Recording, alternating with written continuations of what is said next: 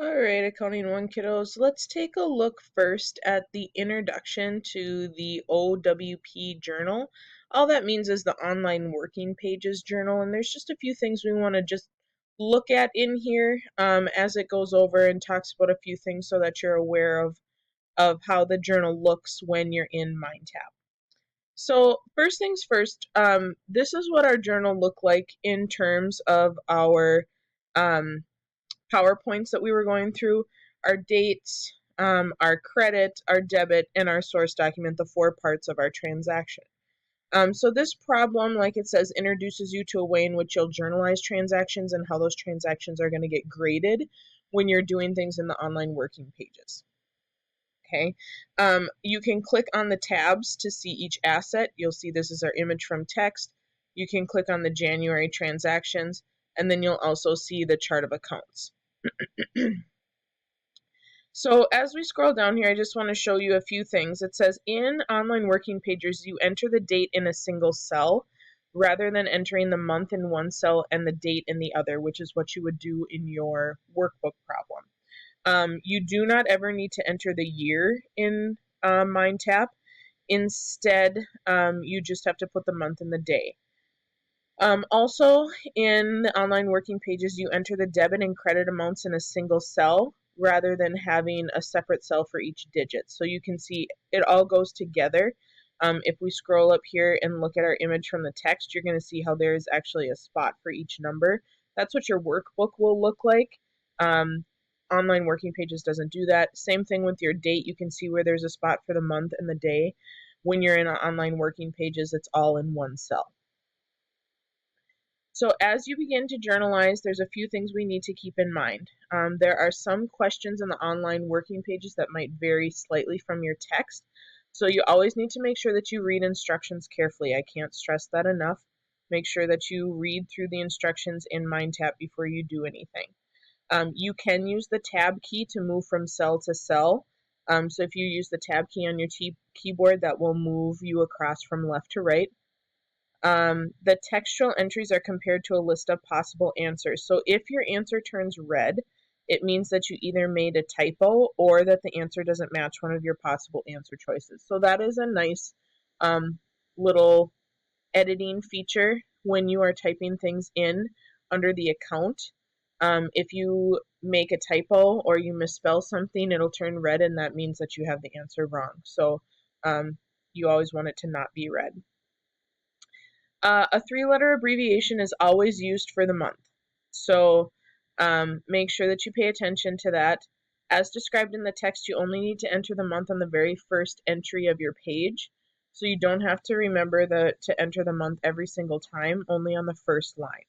So you will use the month and date, meaning you have a 3-letter abbreviation for the month. So June would be JUN, and DD is for the dates.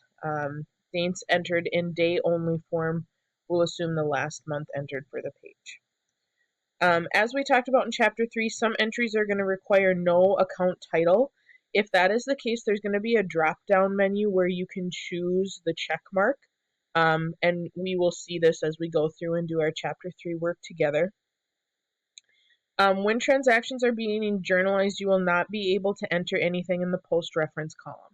So you're not able to put your checks where you need to, not quite yet. That won't be covered until Chapter 4. So we will talk about that as we get to Chapter 4. And in the Online Working Pages, they actually insert the commas and the debit and credit amounts for you, so you don't actually have to do that. They will also automatically add the cents for you if there isn't a set cents amount. So that's a nice feature too.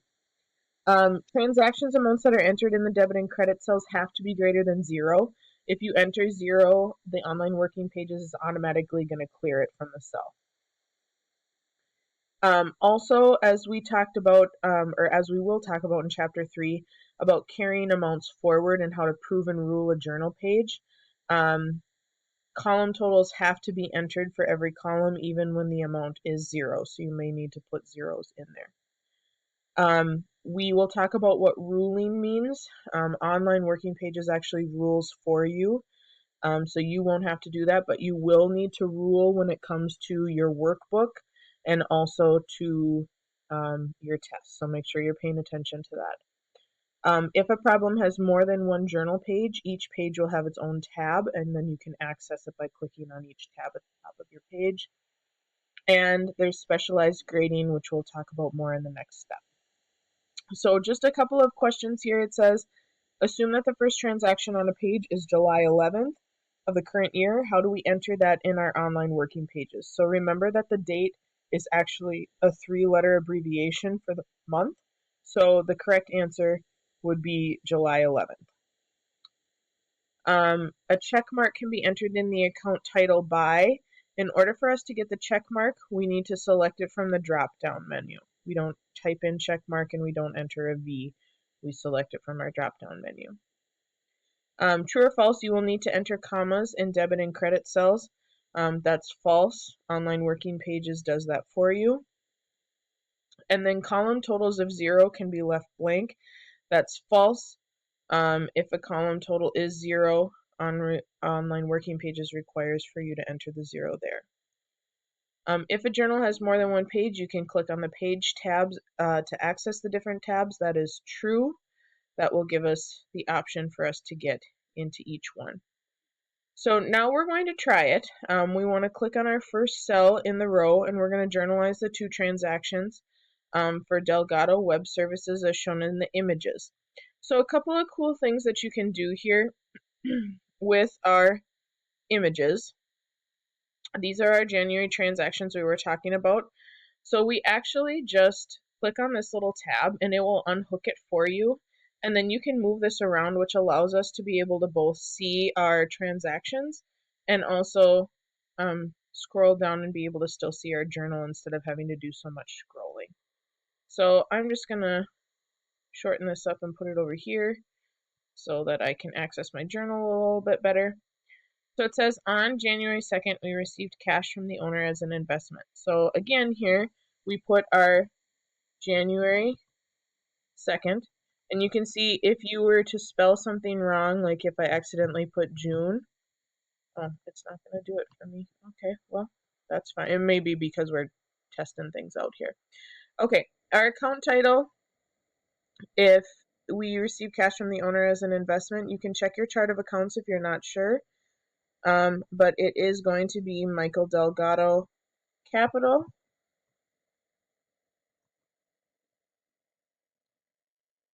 And then our source document is R1. That's going to get the credit of 2,000. And so you can see if I don't put anything else in and I hit my tab key, it automatically puts the comma and the period in there for me, and then cash gets a debit of 2,000. Our second transaction is we paid cash for supplies. So again, because we're on the second line, we don't need to put the month, so we just put the day. And then our account title is supplies. So I'm going to purposefully misspell supplies. And you're going to see how it turns red. So that's indicating to us that we have an error. So you just fix it. Oops. And then I did it anyways. Our document number is C1. Supplies gets the debit of 165 and cash gets the credit of 165. So that's an example of how we're going to go ahead and journalize using our online working pages. So let's head over to the next step and talk a little bit about journal grading. So it says that grading you have seen in online working pages as far as pretty simple. Your entry in each cell is compared to the correct value for that cell. So remember that technically when you're doing things in MindTap, the computer program is actually grading for you. It's an intelligent grading algorithm that looks at every possible way of matching your transaction to the correct one. And then it picks the match that gives you the highest score. So if we start with the basics for a better understanding of our online working pages journal grader, it will talk about how each cell enters in. So we've got the date, the account title, document number, and debit and credit. So for our date, you earn 2 credits if the transaction line contains the correct date in the first line of the transaction using the month and the day. Dates entered in the day-only form assume that the same month is in the preceding transactions on the same page. So if there is no preceding month, you'll not receive any credit. So if you didn't put a month on the first journal line, you won't receive credit for any of the dates following that. If the grader finds a date error, the cell will be shaded red. So when you get to go back through and look at your feedback, if you got a date wrong, it will show up as shaded in red. If the month has a single letter addition or a single letter deletion, if you transpose two letters, if you have a substitution. So say, for example, if you typed in June and you meant to do January, they will not deduct any points because it's still a valid month, even if it's not the correct month. When we get to the account title, you earn 6 credits if the account title is correct or close to correct. Close to correct is defined as either you have added one letter, you've missed one letter, or you've transposed two letters, or you've subbed a letter for something else. For example, if you misspell accounts receivable and it's close to accounts receivable, but it's not close to accounts payable. So that's what close to correct means. If the grader finds an account title error, the cell again will be shaded red. So you can always look and see where you have possible errors. And then when you total the columns of a journal, your entry in the account title column needs to either be carried forward or totals, and that's worth 2 credits. Talking about the document number error, it needs to be in the correct number in the first line of the transaction. Just making sure that you know what that is. And then for our general debits and credits, this just talks about how you get 4 credits for entering the correct debit or credit amount. If you swap them and you put them in the wrong columns, they will be counted wrong. They'll turn red. Again, red is kind of your color for saying whether or not you got something right. And that goes for your sales and your cash columns too. Okay, so if you put something in a special amount column that doesn't need to be there, then you are going to lose those points as well. So I want to skip over to this and kind of show you where your points are coming from for each thing. So it kind of shows you how many points are assigned to each. The 2 for the date, 6 for the account title, 2 for your document number, and then depending upon what your transaction is for, whether you have points in your general debit, general credit, sales credit, cash debit, or cash credit. I want to find I thought we had, I thought they gave an example of what it looked like when you had errors and they were red. But it doesn't look like they have. Oh, here it is. This is what I want.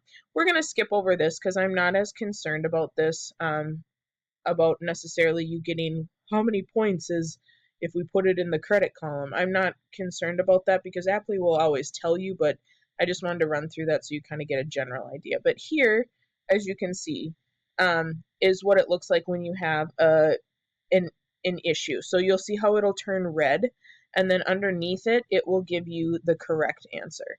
So the correct answer is always in green, and then it will show you where you made your errors. So you can see here you typed in 155, it should have been 165. You forgot to put your document number in, and I don't know why this won't go away, but here you can see that you probably typed something wrong in the account title. So that's what it'll look like when you get errors. So that was just a brief explanation of your online working pages. We're going to head over and do our work together problem for 3-1 next.